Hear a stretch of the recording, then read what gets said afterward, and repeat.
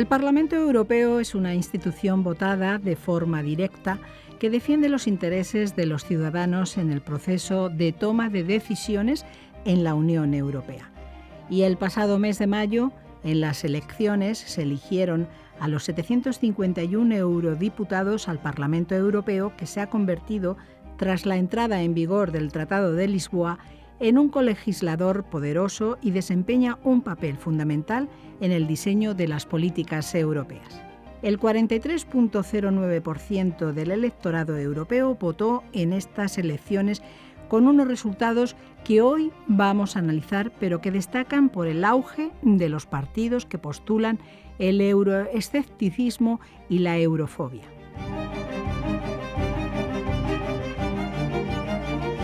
Hoy en Sin Distancias, el programa de la UNED en Radio 3, analizamos los resultados de las pasadas elecciones al Parlamento Europeo.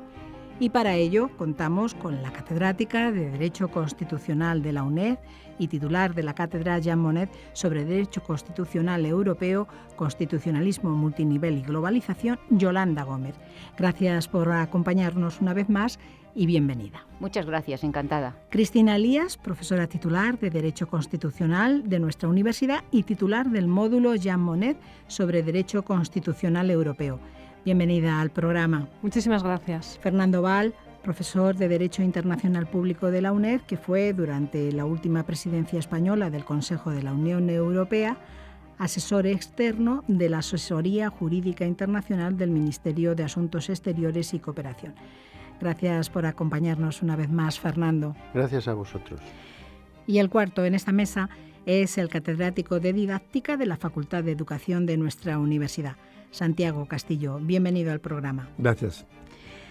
Pues la primera cuestión para iniciar este análisis de los resultados de las elecciones al Parlamento Europeo es ¿quién ha ganado? No sé si puedo empezar yo, ¿no? Profesora Gómez. Esto es un dato muy habitual, que el triunfo, como dicen, tiene varios padres, ¿no? Entonces, siempre se escucha después de unas elecciones del tipo de las que se han producido al Parlamento Europeo, que varias fuerzas políticas, a pesar de que hayan tenido resultados distintos, inferiores, más negativos que los anteriores, pues se atribuyan, digamos, un resultado electoral favorable.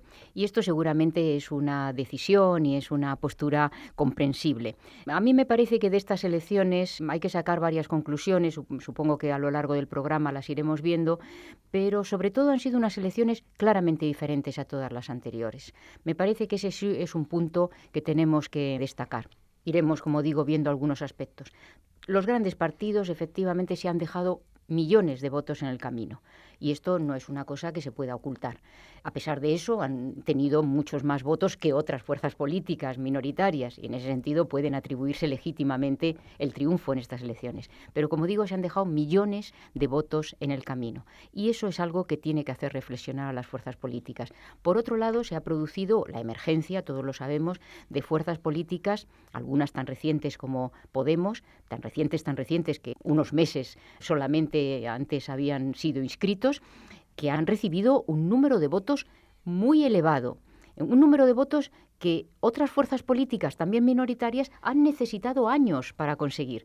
Y este grupo lo ha conseguido, digamos, en muy poco tiempo.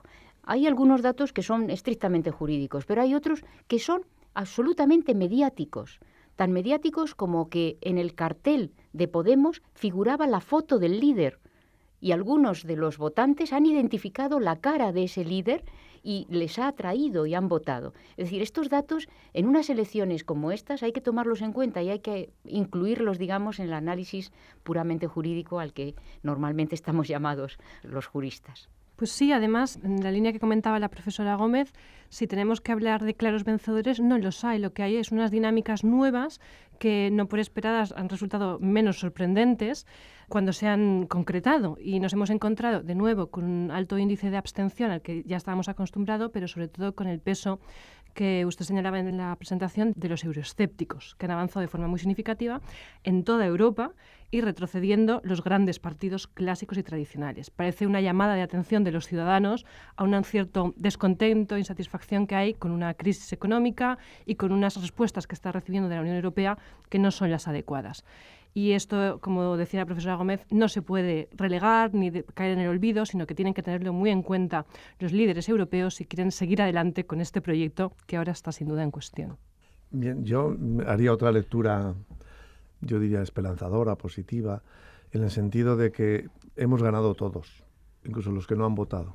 Una vez más hemos podido celebrar, si se puede decir así, porque una democracia, unas elecciones es una celebración, el hecho de ser europeos. Eso creo que es fundamental porque eso sigue vivo y eso sigue avanzando a pesar, y naturalmente, en ese ganar no todos han ganado de igual manera y mucho menos por los mismos motivos.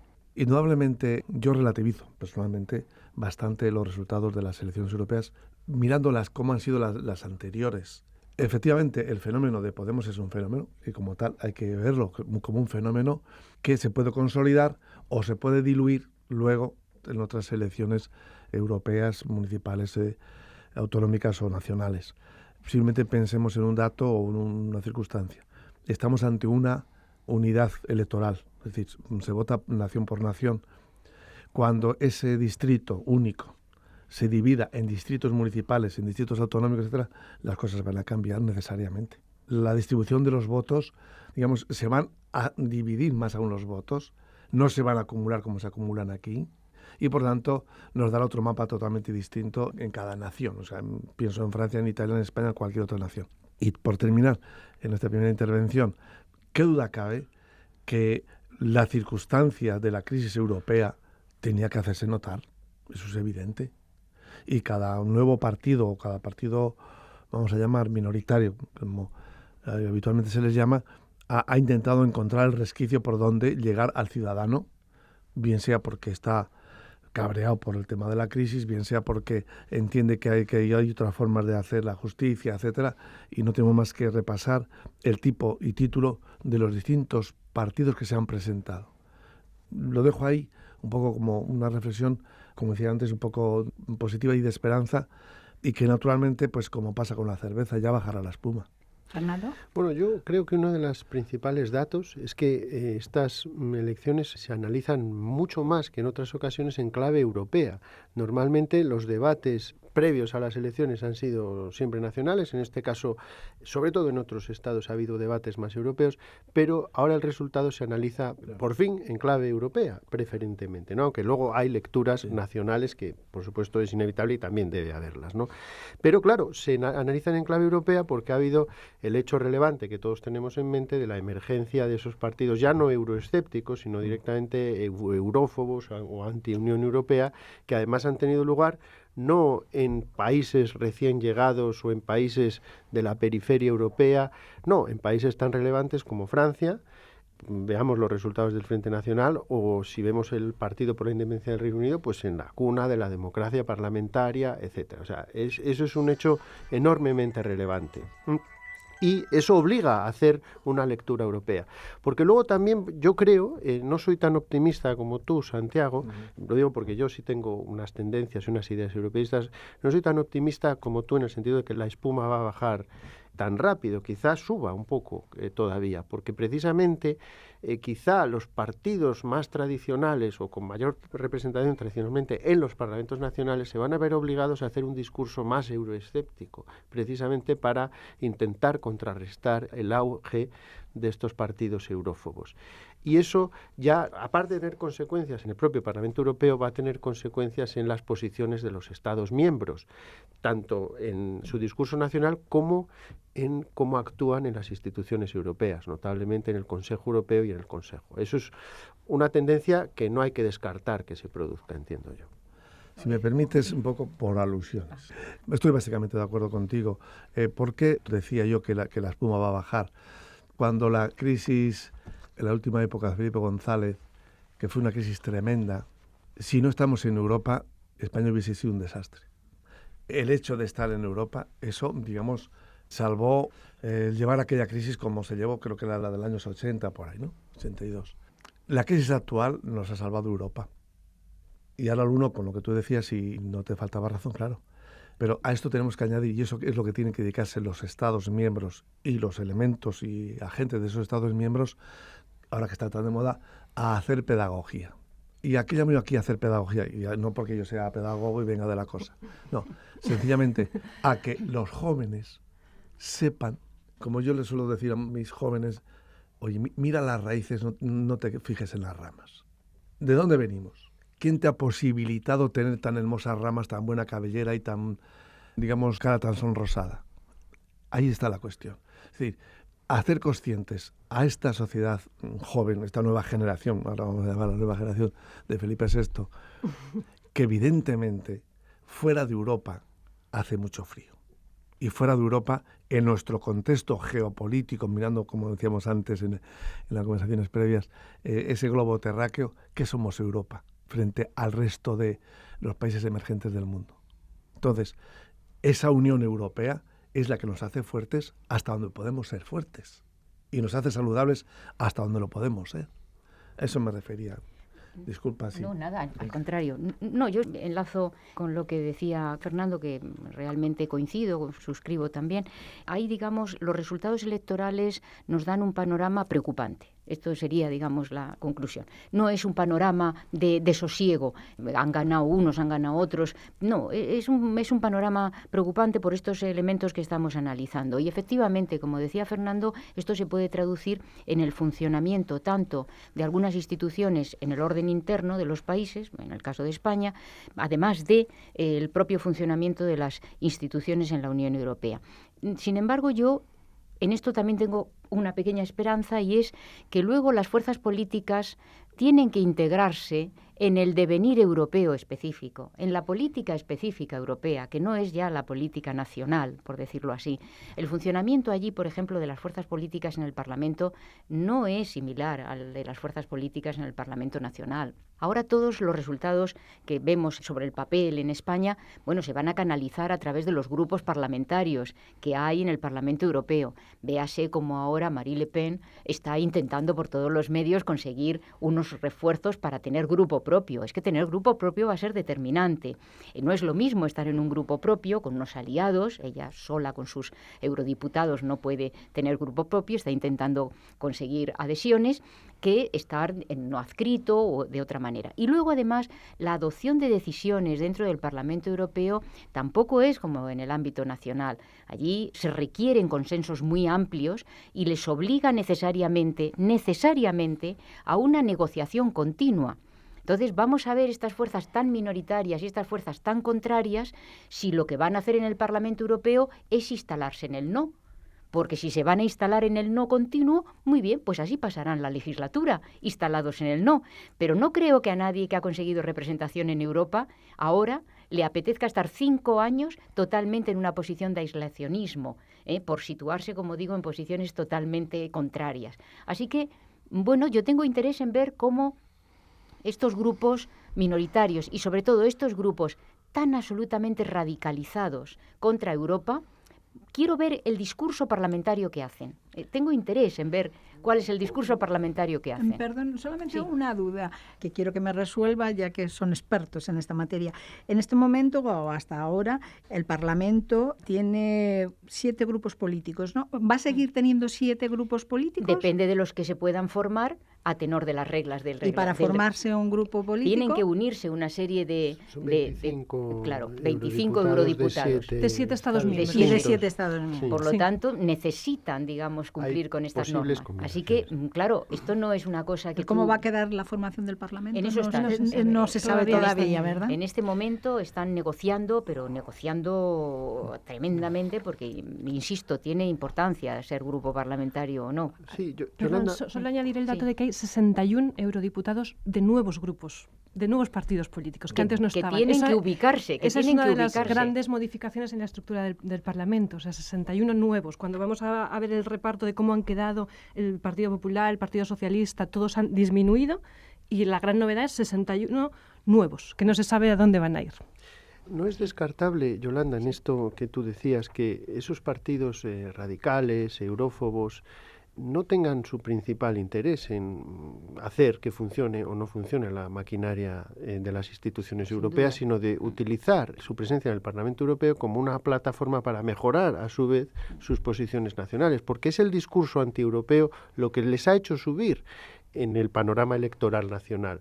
Y puede que ese sea uno de sus únicos objetivos, ¿no? Sin duda. Luego también es cierto que, como tú dices, la maquinaria institucional tiene que seguir trabajando, tiene que seguir funcionando. La primera tarea que hay ahora es que en el Parlamento se conformen los grupos políticos y que se inicie el proceso para nombrar al presidente de la comisión y posteriormente al colegio de comisarios, donde tenemos otra variante, que es cómo van a actuar el Consejo Europeo y el Consejo, en función de, o bien teniendo en cuenta el resultado de las elecciones europeas o teniendo en cuenta las elecciones europeas según la traducción del tratado que manejemos, ¿no? Y todo eso pues también va a ser una primera toma de contacto con el panorama que vamos a encontrar en esta legislatura y en los próximos 5 años. Sí, en efecto, porque claro, tenemos los resultados electorales y la pregunta es ahora cuáles van a ser las reacciones. Y por un lado ya tenemos las reacciones planteadas. Estamos en una lucha de poder entre el Parlamento y el Consejo tradicional, por tanto, entre los ciudadanos, entre comillas,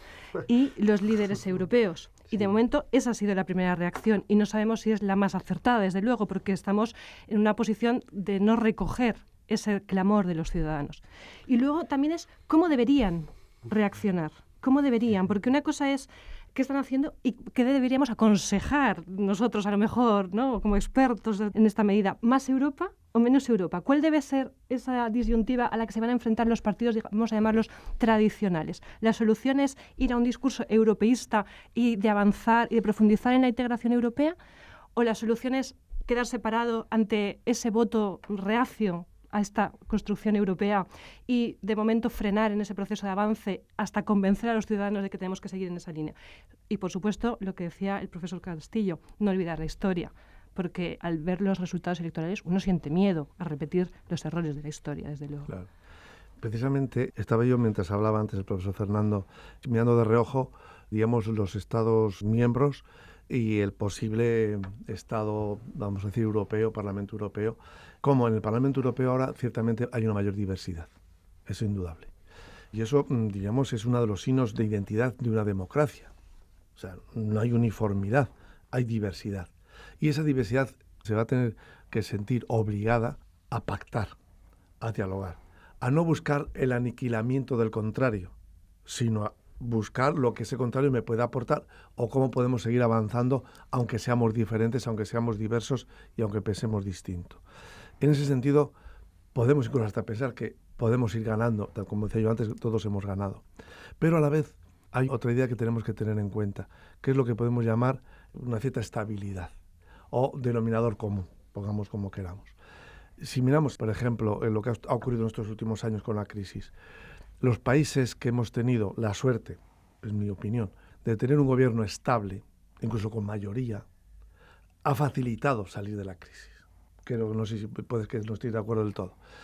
Sin embargo, los países, diríamos, muy divididos, con gobiernos débiles, que incluso han tenido que cambiar de gobierno, pues les ha costado más, digamos, abordar esa crisis. Es decir, el común denominador, que es un poco como que nos permite un flotador, a pesar de los vaivenes, creo que es un valor que debemos defender en Europa, lo mismo que lo podemos defender en un Estado. Tenemos el ejemplo de Italia, cómo está luchando, al revés de que aquí en España que estamos en contra del bipartidismo, ahí están luchando en contra del multipartidismo para buscar de una vez por todas, después de 40 años, una estabilidad democrática y gubernamental, etc. Esto creo que, y termino, en Europa tiene que haber ese doble juego. Diversidad, por supuesto, pactos, por supuesto, entendimiento, por supuesto, aunque sea con ideologías absolutamente antípodas de las mías o de las que sean, pero que tiene que haber un entendimiento para seguir caminando juntos, pero sin perder de la estabilidad que siempre es necesaria para avanzar. Quería simplemente retomar un poco esto que decía Cristina, porque yo no soy como tú, Cristina, capaz de identificar un clamor popular, sino en todo caso varios clamores por distintas cosas, como mínimo, ¿no? Y luego hay que tener en cuenta que, claro, la primera tarea del Parlamento Europeo va a ser nombrar a un nuevo ejecutivo de la Unión Europea. Lo que pasa es que en esa tarea el Parlamento no puede actuar solo, actúa en interacción primero con el Consejo Europeo y luego con el Consejo. Y ahí es donde están los Estados miembros, porque no nos olvidemos, yo esto por mi vocación internacionalista siempre me esfuerzo en recordarlo, que la Unión Europea es una organización internacional y que está construida en gran medida por los Estados miembros. O sea, la construcción europea, es mi visión, la han hecho los Estados miembros, ¿no? Y por eso los Estados miembros siguen teniendo un gran papel. Lo que pasa es que ahora hay un gran tema institucional planteado, ¿no?, que deriva de la entrada en vigor del Tratado de Lisboa, la influencia que tiene el Parlamento Europeo en el nombramiento del nuevo Ejecutivo Comunitario, pero cómo siguen teniendo un papel relevante los Estados miembros que se sientan en el Consejo Europeo y en el Consejo. Lo que pasa es que esa jugada política que hemos comentado, de que los grupos políticos parlamentarios habían nombrado un candidato, cada uno el suyo, para presidente de la Comisión, ahora deja abierta la puerta a esa cuestión de cómo va el Consejo Europeo a tener en cuenta el resultado de las elecciones europeas, ¿no? ¿Se va a apartar de esos 5 candidatos y va a proponer uno nuevo o no? Y claro, hay Estados miembros importantísimos que quieren aprovechar esta ocasión para reafirmar la autonomía del Consejo Europeo en estas cuestiones. Y eso es un gran tema institucional que está planteado ahora. No sé qué pensáis vosotros al respecto. Bueno, efectivamente ese es un gran tema institucional que es el que está planteado y habrá que ver efectivamente cómo se resuelve, porque sí que es verdad que hay esta tensión, ¿no?, una tensión dialéctica entre esta construcción de la Unión Europea con base claramente en los principios de las organizaciones internacionales, con un protagonismo claro, indiscutido de los Estados miembros, y esta otra nueva tendencia que los constitucionalistas vemos también, que es la transformación. Es decir, que no niego nada de lo que tú has dicho, sino que hay una evolución que va convirtiendo poco a poco la Unión Europea en una realidad que ya no es tan nítidamente heredera o que no es tan nítidamente calcada de lo que sería una organización internacional tradicional, sino que va a un modelo sui generis propio, muy transversalmente influido por principios constitucionales, etcétera, ¿no? Esto mismo que estamos hoy hablando aquí, los resultados electorales del Parlamento Europeo, esto en una organización internacional clásica, ¿verdad, Fernando? No tendría sentido. Esto es una de las manifestaciones claras de la constitucionalización, entre todas las comillas que queráis, de la Unión Europea.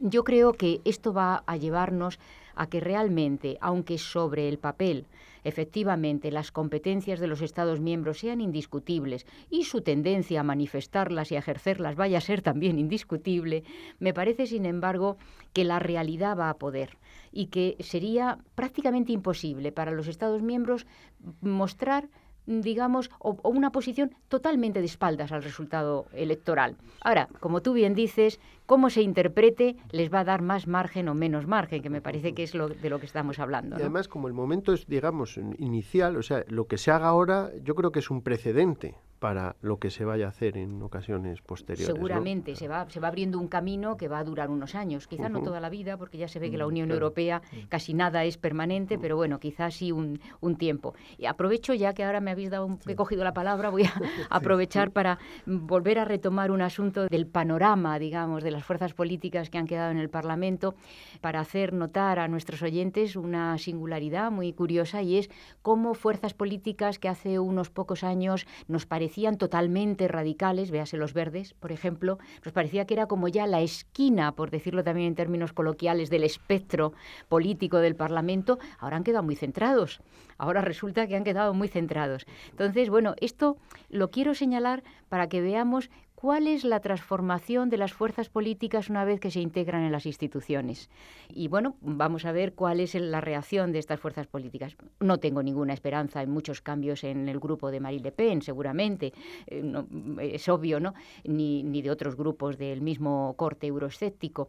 Pero en este sentido, ya digo, hay que ver un poco también, porque fuerzas políticas que entraron en el Parlamento con posiciones absolutamente radicales mantienen esos principios, los defienden, pero son fuerzas que se han institucionalizado de alguna manera y participan, digamos, en el juego institucional. Así que vamos a ver esto, cómo sucede un poco, cómo se desenvuelve, ¿no?, en el Pero futuro. Quizá porque el discurso, por ejemplo, de estas fuerzas sí se puede integrar en un discurso político más general que tiene cabida en el europeísmo, pero claro, el discurso eurófobo es difícil que tenga cabida. Ese es el caballo de Troya, ¿no? Parece dentro del propio Parlamento Europeo. Decía Cristina que qué van a hacer o los dos, no lo sé, que iban a hacer los partidos más mayoritarios respecto del discurso, que iba a ser un discurso de avance, de mayor integración, más Europa, o si se iban a parar en esto. Yo en esto no tengo ninguna duda, no sé lo que van a hacer, pero yo no tengo ninguna duda. Yo creo que no hay más que un camino para estos partidos mayoritarios, que es más Europa, más Europa, y más realizaciones efectivas, no solamente discurso, porque la única manera de luchar contra estas fuerzas contrarias a la Unión Europea es ver que la Unión Europea da resultados. Este es el único camino, porque eso es la manera de, desde luego, dejarle sin argumentos. Usted está aquí, usted ocupa un escaño, usted cobra exactamente igual que los demás eurodiputados. No van a poder ceder el sueldo, por mucho que digan, porque eso está prohibido. Tienen que aceptar el sueldo íntegro de todos los eurodiputados. Así que todos estos que están contra Europa, desde el mismo día en que tomen posesión, van a empezar a cobrar como todos los demás.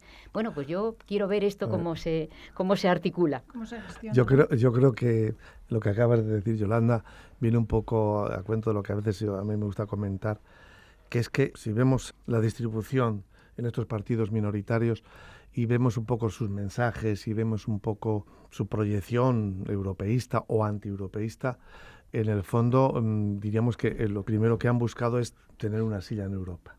Si hiciésemos un poco caricatura, diríamos que las elecciones europeas es como el juego ese de las sillas, a ver quién se queda sin silla. ¿Y qué ocurre? Que una vez que la gente ha encontrado ya su asiento en el Parlamento Europeo, cambian las cosas. O sea, se tiene ya otra visión, se tiene también otra sensación vital. Pasar de cobrar 1.000 euros el milurista, pasar a ser 10.000, 15.000 euros por H o por B, eso no solo cambia la mentalidad. Bueno, eso cambia... Eso ya no es así, porque antes sí era así, pero sí. Esto, antes era así para algunos, pero ahora todos cobran lo mismo. Sí, antes se cobraba en función de lo que se cobraba el Parlamento. Pero tú das el salto de 1.000 euros a 15.000 euros. No siempre. Perdón que tenga que interrumpir, pero sí. es que estamos llegando ya estamos en el tiempo final y simplemente me gustaría saber cuáles son los plazos para que esté formado el Parlamento. ¿Se sabe cuándo podrá aproximadamente? ¿En el mes de julio a lo mejor es cuando...? Yo oí que en el mes de julio tenía que estar formado. O sea, Bueno, antes de iniciar las vacaciones europeas. Lo normal es que efectivamente antes de que termine, digamos, el periodo de sesiones, esto efectivamente, bueno, el normal periodo de sesiones, no, ahora mismo no lo hay, pero efectivamente lo normal es que sea así, pero depende mucho de la negociación y de la formación de los grupos políticos. Esto va a ser el primer momento, hasta que no se pueda formar el Parlamento, no se puede pasar a los trámites posteriores, ¿no? Así que yo creo que más o menos ese plazo, pero no con una fecha determinada. Y además en la formación de la nueva comisión puede que no se apruebe lo que proponen primero el Consejo Europeo y luego el Consejo. Puede que el colegio de comisarios sea rechazado en bloque, etcétera. Que eso también depende del juego político que se dé. Bueno, siento mucho que tengamos que terminar aquí, pero como saben el tiempo de la radio es efímero y muy breve. Muchísimas gracias a los cuatro. Yolanda Gómez, catedrática de Derecho Constitucional de la UNED, a Cristina Lías, también profesora titular de Derecho Constitucional, a Fernando Val, profesor de Derecho Internacional Público, y al profesor Santiago Castillo, catedrático de Didáctica de la UNED. A los cuatro, muchísimas gracias. Gracias. Muchas gracias. Gracias.